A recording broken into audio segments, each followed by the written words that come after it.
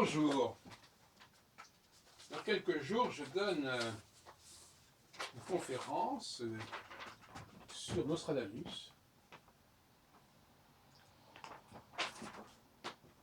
au café Le Ballon Rouge dans le cadre de ce qu'on appelle le Café Destin. Il s'agit donc d'un café culturel qui se situe au 17 rue Abel Gans, parc 13e, métro quai de la Gare, bus 89.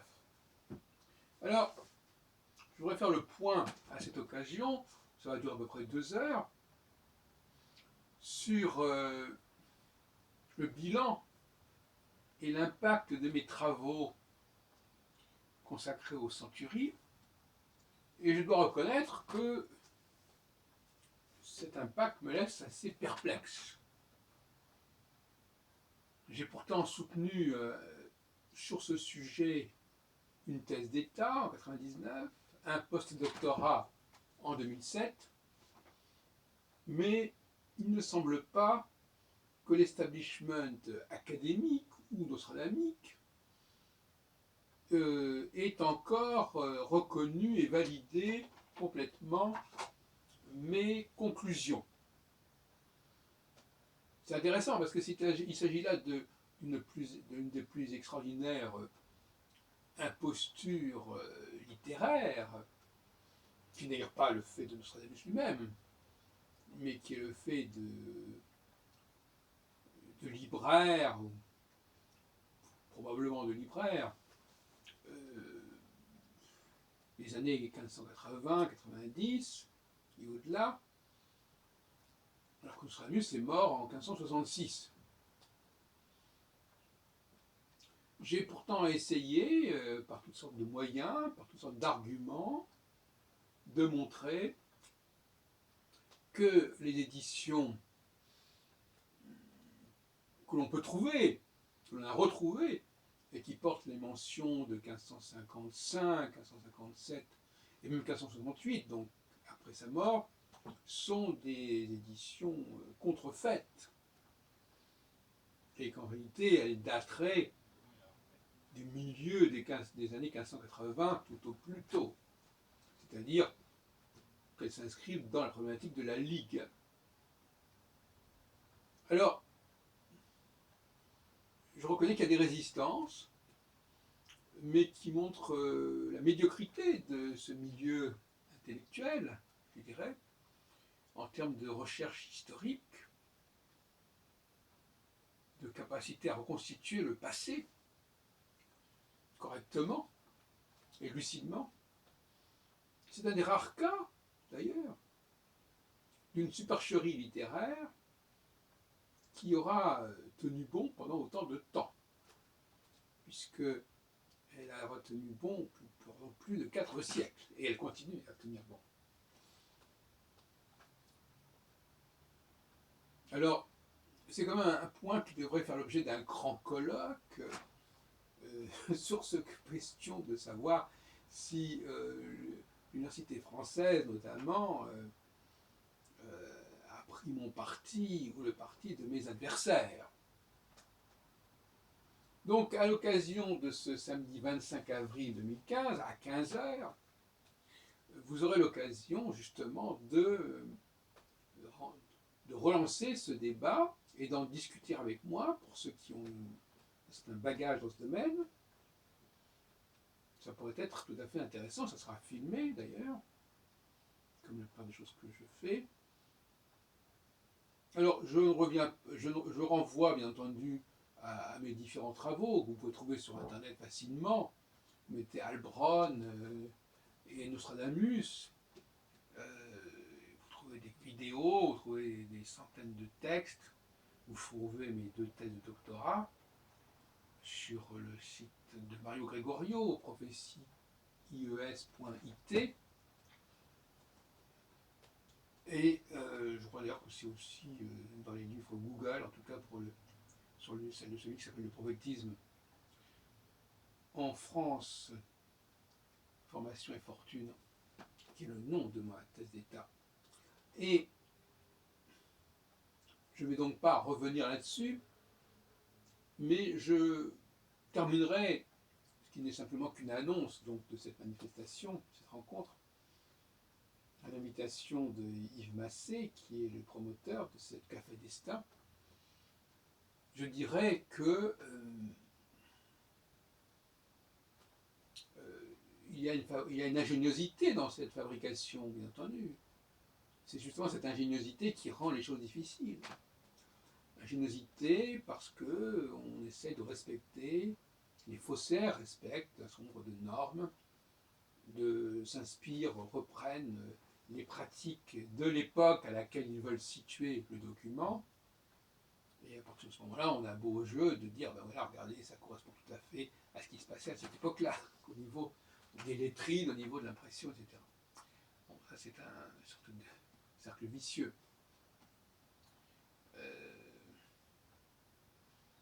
Je m'intéresse beaucoup, d'une manière générale, beaucoup plus largement que la question de Nostradamus, à ces questions d'imposture, à ces questions de faux semblants, d'imitation.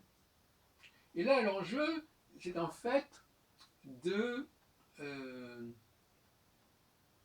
faire croire qu'un document qui date des années 1580 était paru dès le départ, du moins certains excès vont dans ce sens, du temps de Nostradamus, à l'appui donc de ces éditions datées effectivement du vivant de Nostradamus, ou datées juste après la mort de Nostradamus. Et comme par hasard, évidemment, ces éditions reproduisent exactement les éditions qui se produiront 30 ans plus tard. Donc ça, c'est une façon, c'est un trucage, un tour de passe-passe qui est assez banal finalement. Et il serait souhaitable que les historiens soient formés, mieux qu'ils ne le sont, à ce genre de détection des faux, des contrefaçons, qui est quand même un élément essentiel de la recherche historique. On connaît d'ailleurs un très grand nombre de cas comme ça, de fausses déclarations, de fausses lettres qui ont joué parfois des rôles majeurs. Je n'aurai pas besoin de donner la liste, mais enfin c'est tout un genre, le genre de la littérature contrefaite, qui nous amène aujourd'hui, enfin récemment encore, avec Romain Gary, obtenant le prix Goncourt en attribuant son travail à son parent Émile Ajar. On ne parle pas non plus de tous les plagiats qu'on peut accuser les uns et les autres. Et on ne parle pas non plus des protocoles des sages de Sion. Mais la différence, c'est que les protocoles des sages de Sion, justement, j'ai publié 2 ouvrages aux éditions RAM4, l'un sur Nostradamus et l'autre sur les protocoles des sages de Sion. Les protocoles des sages de Sion, tout le monde est d'accord pour reconnaître que c'est un faux. Par contre, sur les centurines, non. Alors, comment elles ont été fabriquées, ces centurines? C'est aussi là la difficulté.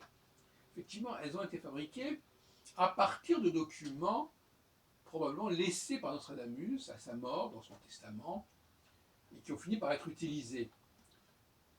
Il avait probablement laissé une chambre dans laquelle il avait stocké des tas de manuscrits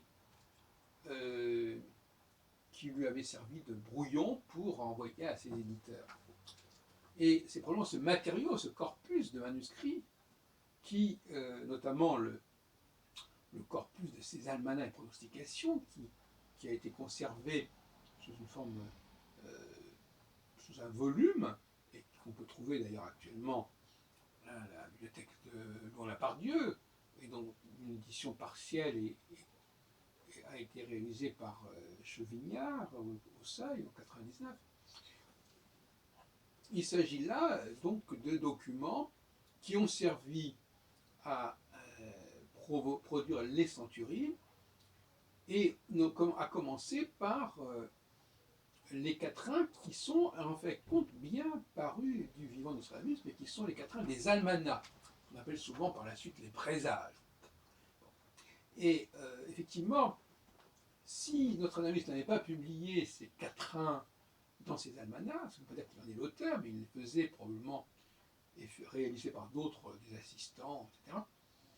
Parce que je crois que ces quatrains n'ont pas grand sens. Ils utilisent le matériau en prose de Nostradamus, ces prédictions mensuelles ou annuelles, je ne pense pas que Nostradamus y avait accordé la moindre importance, parce que le texte est complètement disloqué, reconstitué, et curieusement, justement, c'est parce qu'il est reconstitué et recréé qu'il a un certain impact.